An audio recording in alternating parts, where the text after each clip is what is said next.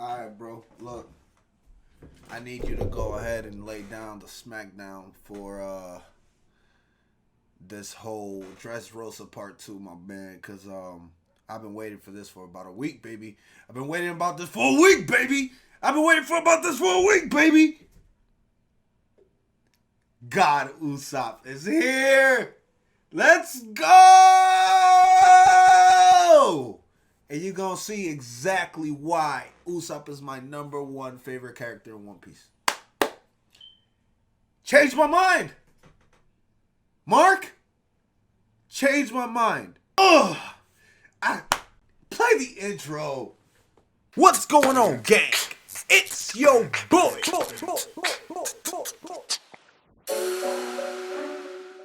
Let's do this. Let's do this. It's time. I have finally finished DRESSROSA. Hey. What an amazing ride. What an amazing ride. Stemming from both Fishman Island and Punk Hazard, I think it's safe for me to say that DRESSROSA will go down as one of the most ambitious arcs yet explored in the One Piece universe. Tell it. Before it's introduced to the series, specifically in the second half I'll be discussing today, is nothing short of stupidly good. And I can't wait to Stupidly explore it good. today. Having started off as a humble wannabe pirate shoving off the shores of his home Windmill Village, Luffy, as this arc demonstrated, is more than on his way, and has grown up considerably. This arc is everything I wanted from a story, all rolled up in one big package. But was it as good as I thought it could have been? Well, let's find out. I'm totally not Mark, and these are my Let's first find impressions out. of, thoughts on, and review for the brutal, the sinister, and the staggering DRESSROSA. Ha ha ha ha ha. I'll take that one. Just arrived at chapter 801, the end of DRESSROSA. Once again, I find myself 100 fucking chapters or so. not only delivering a satisfying conclusion Woo. to the story it was trying to tell in a smart fashion, but I also want to, at some point, address the level of setup that this arc accomplished for later arcs, culminating in a significant moment, the likes of which I knew would eventually be coming, but never expected it here. This is fantastically subtle, utilizing one of my favorite aspects of the Yes, show with the genre. chrono trigger in the background. To a genuine surprise for me at the end, and once again, it makes complete sense. But more on that in a little bit. Subtle storytelling is probably my favorite brand of narrative creation. I love climactic battles as much as the next guy, and believe you me, there are tons of these in this part of the arc. Oh, yeah. But if a writer can pull off subtle developments through brief dialogue engagements, or through environment, that's totally my jam. And Otis seems to be the master of this particular technique, setting something up hundreds of chapters prior with the express purpose of paying it off a literal decade later. For instance, it was brought to my attention that during a specific section of Skype, which was written in 2003 and 2004, Nolan was regaling his village with tales of where he had been, but one such tale he mentioned, while brief, was of a land of tiny people. And Land of tiny I people. remarked in my last video that I thought it was curious that the civilization of Tantatas all idolized Noland. And when I found out this quote from Skypia made 11 years before the Tantatas were even introduced, I sat back in my chair in utter amazement. The level of patience it takes for a writer to delay gratification for that long is staggering. So worth it, as the feeling it gave me as a reader, having only covered the material of Skypia. Yo, look. Repeat it one more time, because you got to understand that I don't reveal anything in my reactions, okay? Mark, if you're watching this, you understand that I don't reveal anything in my reactions for you for that purpose, because I want you to see and experience everything yourself. I'll give my input, but I will never tell the full scope of the things that I know, because I want you to feel what you're feeling. So this is definitely like one of those discoveries that, yeah. The Tantatas all idolized Noland. And when I found out this quote from Skypia made 11 years before the Tantatas were even introduced, I sat back in my chair in utter amazement. That fucking Usopp face. Gratification for that long is staggering, but so worth it, as the feeling it gave me as a reader, having only covered the material of Skypia a few months prior, was intense. So I can only imagine what sort of euphoric endorphin rush a decade delayed reveal like that would have been for some of you out there who have been reading for that long. That on its own is crazy to think about from a world building point of view. Would you believe that there's a much more significant or crucial plot point in this arc that's foreshadowed in the most subtle way I've ever experienced in a story? So come with me on a journey, won't you? Cast your mind back to the on a journey, following Marineford. Luffy's going through some stuff, and the world's in disarray. And they just after coming away with a victory, having defeated and killed both Fire Fist Ace and Whitebeard in this battle. There's a panel with Shanks and Marco as they visit the graves of these fallen proud pirates, and this is one of the first times we see the grave. Afterwards, we don't really see it very often outside of a brief mention or a chapter cover much later. And during this intermission time, we are also introduced to the character of Sabo as he, Luffy, and Ace grow up together before tragically being torn apart from each other by a celestial dragon. Fast forward a few hundred chapters, and Sabo's revealed to still be alive, leading to the most wholesome reaction from Luffy I've seen yet in the series. But what's friggin' amazing about this reveal during the Colosseum bout with Sabo is that it was foreshadowed. If you rewind back 100 chapters to the cover of chapter 668, in the lower corner of the panel are the 3 sake cups Luffy, Ace, and Sabo shared. And we knew at that point Luffy had not done that, and Ace definitely didn't. Had I noticed this incredibly subtle but fantastic piece of foreshadowing, it would be impossible for me to determine that Sabo was still alive and would show up sooner or later in a definitive manner. And needless to say, when this was brought to my attention in a similar fashion to the Nolan world building, I didn't know what to do with this intense sense of excitement I had for the future of the series. Thank you! Over the last 2 years, and once again, completely understand how bro, this shit mind you, man. Voracious reader base over the last 2 decades, and than anyone, which is something to say considering its fan base. Filling it with occasionally small and oftentimes massive moments of passionate storytelling as he passes through the lives of the wonderful inhabitants. Tell him to him, Mark. The sprawling oceanic universe he's created. It might honestly sound pretentious to say this, but I'm genuinely happy that I can say I was reading One Piece before it ended. Because having that mystery hanging over my head to enjoy is something most people won't be able to say. Because once One Piece ends, it'll be over forever. It's the small section of time that it runs for between when it starts and it ends is the journey to enjoy. Which at the end of the day I think is worth more than any ending he can deliver. And that's by no means saying the ending will be bad. It will most likely be amazing. And speaking of this is the arc that finally Usopp loses his secret identity, but it also is the only one where he becomes a deity, so it's a for sure. What makes this funny is that for whatever reason, the Usopp character, despite finding himself in situations he is utterly terrified of, always seems to come out on top. And while that makes for engaging cat and mouse chase battle scenarios for him to add to the mix, it also concocts unique conclusions like Soka King, or more recently, God Usopp!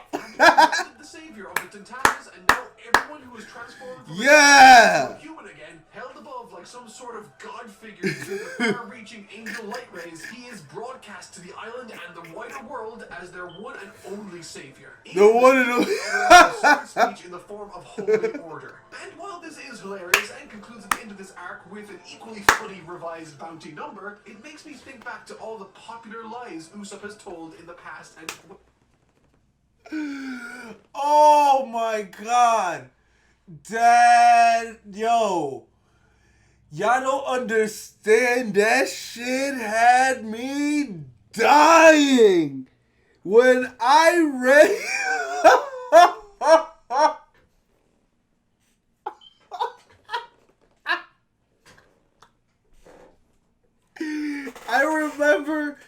I remember, yo, when I don't know, Mark, if you listen to this, bro, if you watch this, how long did you laugh at this battle?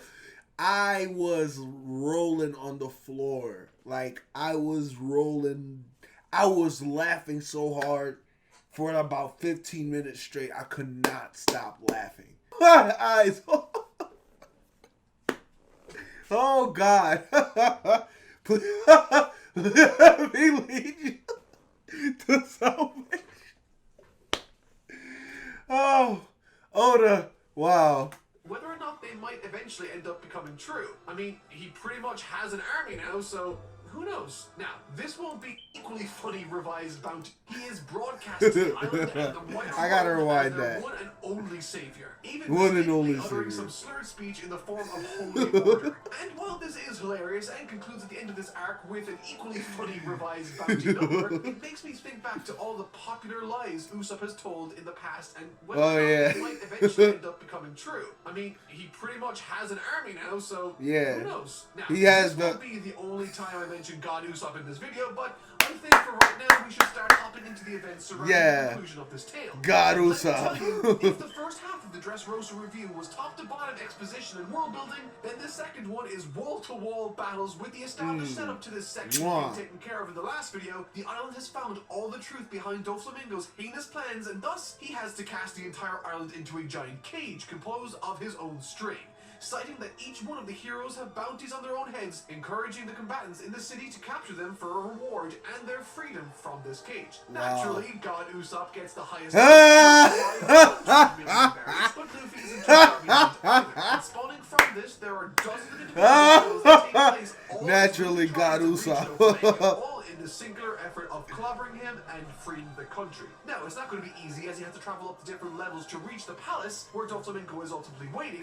And the Mega Man. The Straw Hat crew have to contend with the various officers of the Don Quixote family, leading to honestly compelling and really unique conflicts that offer a lot in the way of character. It's very easy for sections of story congested with battle sequences to get tiring very fast, as constant unbroken action, typically speaking, is a fast track to poor pacing or even boredom if you don't have something else to contrast the action with. And what's rather remarkable about this arc is that it contrasts action with other mechanically different action sequences to keep the pacing at a satisfying. That's what I was saying, and it does. Before. So, since the last episode had a lot of exposition to break down, I thought it would be interesting for this video that I everybody went hard. Section of the story and share what I thought about them and explain. Everybody went hard. Quite similarly to the Alabasta arc ages ago, this arc climax focuses on all the Straw Hats present taking part in various battles against the forces of everybody went hard. The main battle with the main man himself, and they are all great but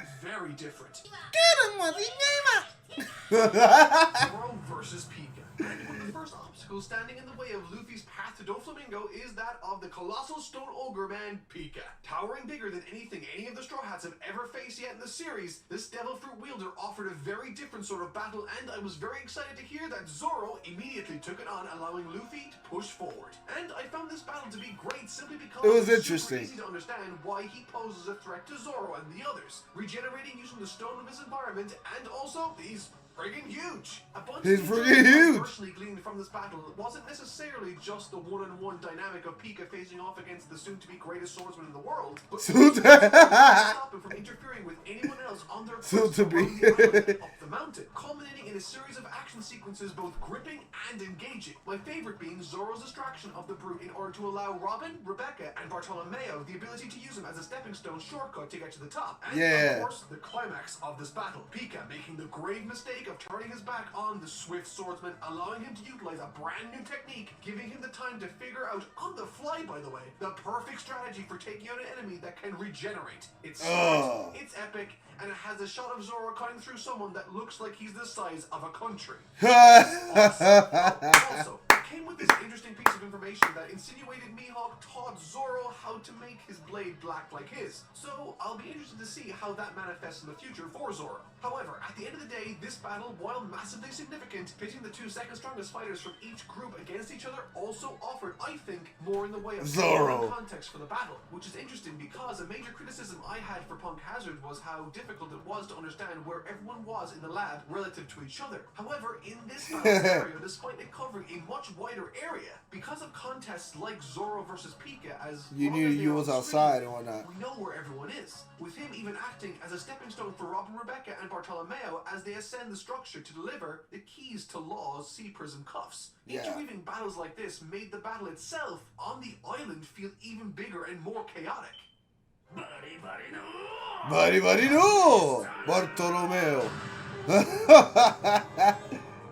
Robin, yes. Rebecca, and Bartolomeo with Cavendish versus Gladius. This particular plotline from this section of the battle is another indication that Oda knows exactly what he's doing. Acting as a delivery mission, Robin, Rebecca, and Bartolomeo need to deliver the keys to the Sea Prism cuffs that are trapping Law. This is intriguing. I love these breakdowns, man.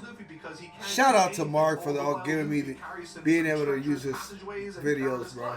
Was something I never knew I needed in my life. It's hilarious. There's much needed levity to this section of the story, but moreover, Robin, Rebecca, and Bartolomeo, once they nab the ability to jump high using these dandelions from the Tontatas and leapfrog their way over Pika thanks to Zoro, they find themselves on this plateau still levels behind Luffy and Law, facing off against Gladius, easily Gladius. edgelord-looking character design He's series. Rebecca and Robin are sent on ahead while Bartolomeo proves what he's made of alongside Cavendish, who also finds himself on the plateau battling alongside Bartolomeo. And it's moments like this that we find the strengths of the tournament setting from the first half of this arc. Cavendish.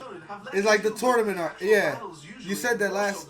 You said that last time. The character growth and character introductions that take place, oftentimes acting as the perfect spot to establish new faces to better utilize them much later in the story. And right here in the battle against Gladios, we experience the two most developed characters from the tournament: the self-absolved and troubled Cavendish, as well as the obsessive and good-willed Bartolomeo. And during this battle, all of their traits are on full display. Bartolomeo prioritizing the safety of his idols, with Cavendish focusing on the attacking aspect, reprimanding the other for their choice of tactics, with a significant moment causing Cavendish to begin slipping into his Akuba form, attacking with reckless abandon. While this form acts as a significant speed and power boost for Cavendish, which would be a good thing, it also adds the extra stipulation of him losing control, cutting through anyone in his anything way, that's in his way. foe.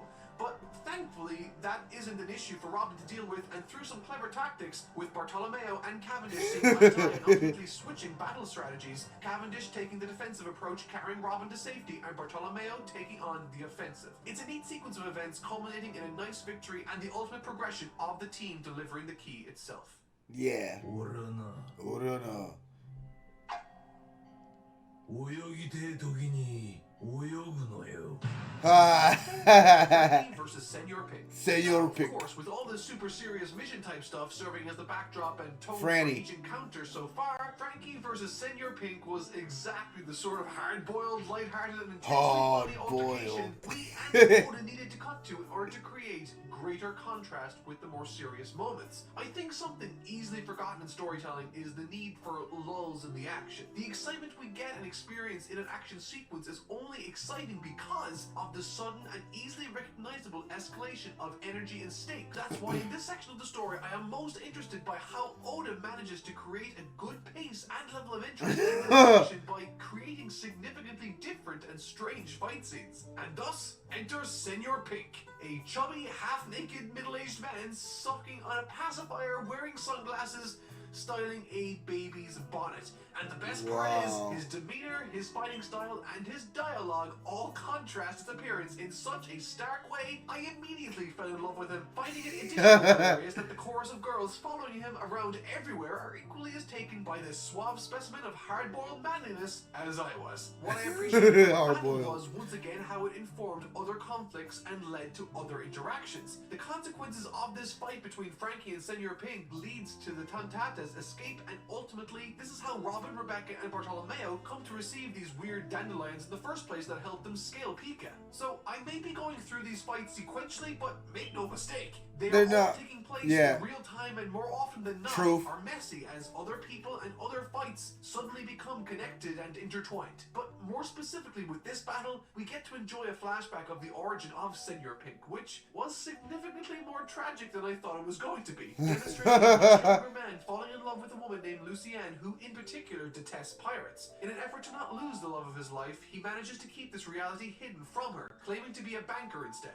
Together they have a child, but unfortunately the child dies, and in trying to contact Pink, his wife finds out that he never worked at the bank. He comes clean about his piracy, causing her to run off. Later he discovers that in her fleeing from him, she falls victim to a massive landslide, leaving her in a vegetative state. To this date, Senor Pink still wears this ridiculous outfit because, while he was caring for his wife, this was the only way he could make her smile. I mean, no wonder he's so hard-boiled, but also gleaned through these flashbacks, we learned that Senor Pink has been part of the Don Quixote family for well over 10 years, giving us glimpses at the unit that they were back then, showing us a person or two we might not yet have seen. Regardless, the battle ends in favor of Frankie, but not until Senor Pink gives him everything he's got. Both men ultimately not dodge and take everything the other person has to offer. In the end, only Frankie was left standing. It was a very machoist fight. Shark VPN stop the godlike sniper. Here we go. This one is connected more directly than any of the others. Yeah. The thing is that this involves virtually no fighting, but but it's still my favorite part of this section. Thank Simply you. because of the stakes it has and the means with which it's Thank you. carried out. You see, Thank you, God Usopp. the person who scares him more than anyone else on the planet apparently has reawakened thanks to Viola's devil fruit that allows her to see anywhere around the island. She sees Sugar making a beeline for Luffy as they make their way to Flamingo. But what makes this interesting is that Usopp and them are the only ones that can warn Luffy and Co about Sugar's impending arrival, and what's more is that Luffy and Law have no idea that she has these powers, which means they are doomed if Usopp, who is on the other side of the island, doesn't do something soon. And thus are the circumstances that set the scene for one of the single greatest Usopp moments in this series that I've witnessed. So here it goes. Usopp has So here it goes. still injured and fatigued from the last battle he had, set up his mega slingshot, aim using a telescope as well as the guidance on Viola to fire a projectile an island's length away with pinpoint precision, taking into account the battles going on all around, the wind speed, the weight of the projectile, and the secondary launchers that are attached to the projectile while it flies towards its destination. That means that it would do through a window at a specific part of it. Did you get all that? Me neither. Yeah. Usopp freaking did, and he nails Sugar not with anything to cause her harm, but to again scare her into a comatose state, a mock-up of his scary face of the other samurai who was also found just now. It's all happening and super creative, but it wasn't enough. We also get some really cool indication that Usopp finally is tapping into some hockey power of his own. Good for him. I love this scene, and in keeping with the title, Usopp's sniper work in this section was nothing short of godlike. God Usopp Law and Luffy versus Mingo. Now, this is the big fight, and as such, it is significantly longer with a litany of other bells and whistles tagged onto it to help it rise to the occasion. Oh, The yeah. first thing I noticed about this fight that set it apart from all of the others was that it was a 2v2 battle. Treble and Doflamingo versus Luffy and the newly uncuffed Trafalgar Law. Now, this fight pretty much has everything. A number of dramatic Everything. saves, attacks, increasingly dire circumstances, and a villain The that background. becomes a monster in a much more conventional sense by the end of it. From top to bottom, the fight contains everything I wanted from a final fight sequence. And while I loved it, one aspect I thought made it a 9 out of 10 instead of a 10 out of 10 was that throughout this arc we were faked out a crazy amount of times by way of Doflamingo's body doubles. Now, I acknowledge that this choice creates this feeling that Doflamingo is always composed and one step ahead of everyone, and when that composure shatters, he becomes the string tentacle monster tearing Dressrosa to shreds. It creates a nice contrast. And I like that contrast and progression more so than most villains in any arc of One Piece. I love that his entire motivation for years was to work under the radar, but by the end of dealing with Luffy, he is Wow. as high-profile bad guy as it gets. But in saying that, by the time the real Doflamingo came to dance, I had felt like I was seeing something I already saw, and thus the pacing for this particular fight felt dragged out more so than anything else in this arc. Not to say I didn't like it, I really did, but just slightly less than the rest. Some of my favorite moments include Luffy stopping Doflamingo's foot with his own. Oh, Law yeah. uses his own severed limb to take out Treble. And finally, the sadistic battle Doflamingo forces Bellamy to have against Luffy. While tragic, this scene went a long way in putting over Doflamingo as the bad guy of this arc, if it wasn't abundantly clear already. To be honest, when taking into account the entire story of One Piece, he has to be one of the absolute best. Maybe just behind Crocodile for me. And I think that's primarily down to the liberal use of his devil fruit ability, turning everything effectively into strings. He uses it for everything. Sometimes things that are almost unbelievable, using even strings to fix his internal organs, which I feel you have to have some sort of medical or surgical background in order to pull off effectively. Now, I like this progression in devil fruit abilities. It shows that there's way more inventive ways of using a particular power. Yeah. I just found it slightly more difficult to suspend my disbelief when dealing with Doflamingo swinging off the clouds in Dressrosa than I did with Crocodile's abilities in Alabasta. I realize it might sound like I'm knocking Doflamingo here, but I'm really not. I love the arc, and what he offered this arc was spectacular, specifically when this happened. The birdcage. I thought this choice was fantastic, and I adore this section for the same reasons I loved Alabasta. It required every relevant character to work together towards a greater goal. Just because Luffy is the main character doesn't mean the rest of them need to wait on him to save the day. They all need to work together, specifically in this crazy situation, which we again see the Straw Hats work together alongside Fujitora, who recognizes the madman Doflamingo is. But something tells me this was sort of his plan, but I'm not entirely certain. But I'm not entirely certain. During this arc were the flashback scenes concerning Doflamingo and Yeah. Trafalgar Law. There we Exploring go. their respective paths and the circumstances wherein they joined forces and ultimately split ways. And that division was largely due to a man called... It's a sad story, but the main thing is that the Ah! is that Oh, I gotta rewatch this. moments that piqued my interest during this arc were the Are you flashback serious? scenes concerning Like, what? Doflamingo and Trafalgar Law. Exploring their respective paths and the circumstances wherein they joined forces and ultimately split ways. And that division was largely due to a man called... It's a sad story, but the main takeaway from it is that the Op Fruit's main most significant power is that it can grant someone immortality, which makes me wonder, if something like that has been proven, then there must be someone out there who is immortal after having been granted it by the Op Fruit in the past at some point. Which means there's a distinct possibility that that person lived through the Void Century and therefore has all the information on it. Boom! I just cracked the whole thing wide open. I also learned about Doflamingo's family and where they came from, which is sounding more and more like an alien planet considering Doflamingo reiterates that he isn't human but a god. And finally, Law's full name is Trafalgar D. Waterlaw. I have no idea what to make of this, but Sengoku, who is also in this arc, seems to know more about the Will of D than anyone else I've seen so far, but fails to share it. But that's fails to share it. When we get back to the action, the fight continues, only with one difference. It sort of gets turned up a gear. Woo! Really cool to watch. Specifically because you know this form hits super hard and you know that Doflamingo is really feeling it as he gets thrashed around by this hulking, bouncing, ironclad facade that this form boasts. I'm not a massive fan of how it looks, but outside of that, I do love how it shakes things up and changes the tension of the scene. Specifically when it leaves Luffy completely drained of energy and defenseless after using it. Oh, yeah. Giving significance and urgency to the supporting cast to protect him, reinforcing that everyone in this arc serves their own purpose, and it's absolutely clear that a ton of effort went into establishing every single one of them. From the relationship that Heroes and Rebecca partake in for each other, to the obsession both Cavendish and Bartolomeo share for Luffy. Enough time to recover in order to deal the finishing blow. Unfortunately, as fate would have it, as Doflamingo rampages through the city, he manages to get a hold of Rebecca and Viola, puppeteering her and trying to force her into killing her own sister. Thankfully, someone interjects. Someone interjects. Ah!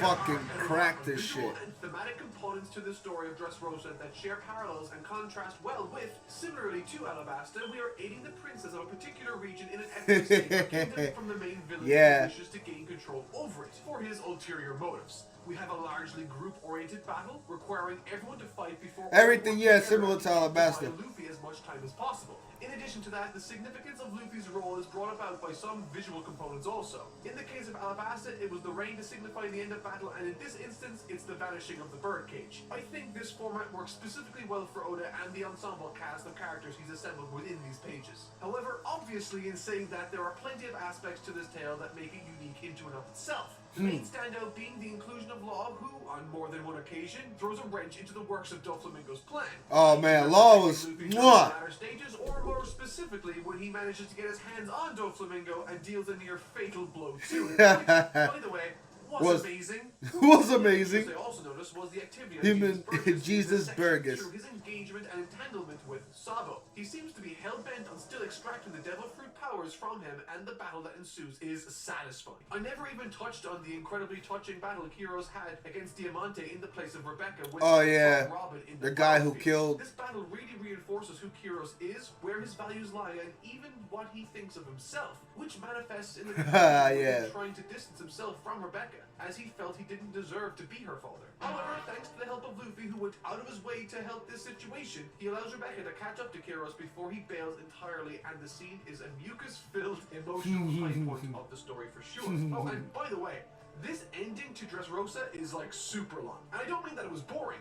It's just, again, so much stuff. Like a lot of wrap-ups. Sengoku, who is now retired and is boasting a head full of white hair. It's so refreshing to see Sengoku laugh about the situation Fujitora has elected to let unfold too, allowing the Straw Hats to regroup, rolling the dice every day for such a thing to be allowed. But the most important action Fujitora takes during this entire section is seen at the very end of the battle when he purposely bows before the entire country and world, asking for forgiveness in failing the entire country, essentially apologizing on behalf of the Navy and preventing them from spinning their own narrative like they did in Alabasta giving credit to Smoker, which he Wow. acknowledges from afar, and I really appreciated that inclusion. True from Smoker enough. too. Okay, all of that aside, it's time to discuss the most important change this arc granted the series. There we go. As Luffy and the crew retreat to the docks while being pursued by Admiral Fujitora, something curious happens. A real sign of changed times and progression. Luffy flat out refuses to run any longer and dukes it out with Fujitora. Things are different and aren't all like they were in the past. He's now an extremely powerful pirate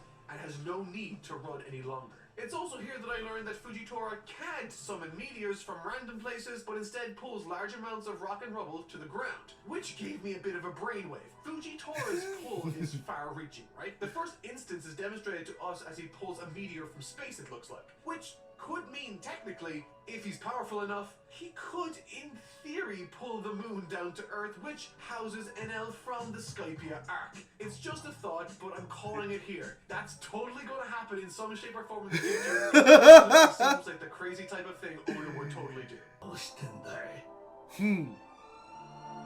目閉じなきゃよかったなあんたの顔見てみたい But the aspect that made this arc a masterpiece was the inclusion of this scene at the very end, Oh. where all the warriors we've come Here to we know go. over the course of this arc pledge their lives and services to Luffy and the Straw Hats. Essentially, this is the moment where Luffy gains the power of an armada 5,600 men strong. 5,000. The reason that I found this to be extremely impressive was, first of all, I never saw this coming, but the means with which Oda makes this work was again extremely subtle and efficient. Typically, the tournament arc setting grants a writer the ability to introduce a bunch of different people, Right. establish their characters, and offers interesting matchups that explore the nature and abilities of each individual, which is essentially Of course. fast forward. And this was useful in the traditional sense during this arc when we were able to utilize characters like Cavendish and Bartolomeo as well as the rest of them in crucial scenarios that even carried some of the narrative tension and weight. But when I saw this scene, I realized that he used the tournament setting and this arc to set up and establish, quite well I might add, the foundations that make up the captains of Luffy's armada. While reading through this story a few weeks back, I realized that there would of course come eventually a time in the not so distant future where Luffy would require such forces. But I always wondered how it would be done. I figured these characters would need to be established independently, and over the course of the series, Luffy would acquire them similar to how he did with the original Straw Hat Pirates. But instead, he completely surprises me by getting One the shot. entire thing in one instance, while also taking me completely by surprise. Imagine, if you will, being surprised by the natural inclusion of a 5,600 man strong armada, and I was blown away by how he pulled it off here. In essence, there's tons of fallout to this arc. Kid's alliance is after setting their eyes on Shanks. The alliance Aokiji made with Blackbeard seems to have after fallen through. The rest of the Straw Hats are after arriving on some strange island, while also being pursued by something, and most importantly, we finally get our first glimpse of Kaido leaping from the Sky Island in an effort to kill himself, a ridiculously impossible feat which makes him all the more imposing and impressive to see. And finally, all the Straw Hats now have new bounties. Luffy's has been up to 500 million. Zoro finally got some respect on his new bounty. 120 million. The most surprising is Usopp's, who now has his real face on it for the world to see at 200 million. But by far the single most interesting thing brought to my attention is Sanji's bounty, while after being raised, specifically requests that he be captured alive while the others be captured dead or alive. I'm not sure what this means. Maybe he has an important extended family or something. Either way, something to do with Sanji is incredibly important considering everything he's done, and yet they insist on his live capture. The next stop on our voyage is Zoe, and Lord knows what I'll find there, but I am nevertheless extremely excited to see what the story has still in store for me. But that'll do it for this video. I've been totally not Mark. I'll see you all. Straightforward. There's a lot in this video. 35-minute video already. 40-minute video, give and take. But the entirety of Dressrosa is a masterpiece. I do like it better than Alabasta. This maybe it's because Usopp showed out in this one much more than he did in Alabasta. Even though Alabasta was really good with the Chopper and Usopp versus Mr. 5 and 4, I think it was, or something like that. Anyway, at the end of the day, it's an amazing ride. It's been an amazing ride, and you know, there's really only maybe like 3 of these left, and then we are gonna be caught up. He's gonna be caught up, and then it's gonna be like talking to him on Twitter and whatever other One Piece related content that he may do. So I've been very happy to do this series. I've been ecstatic to share it with the viewers that have come through and and see my interaction and whatnot. I hope you guys stick around, past the One Piece stuff. I do have my own One Piece thing coming, which is actually at this point it's been 2 years since I've watched the entire series. So I've been rethinking of doing a rewatch and posting my rewatch based off that. But those are just ideas. I don't know. Let me know what you guys think in the comment section if you guys would enjoy that kind of content here on the channel. So without further ado, I'm gonna leave it at that. Thank y'all for watching. Appreciate the love and support. Y'all already know DVGTX. I'm out, baby.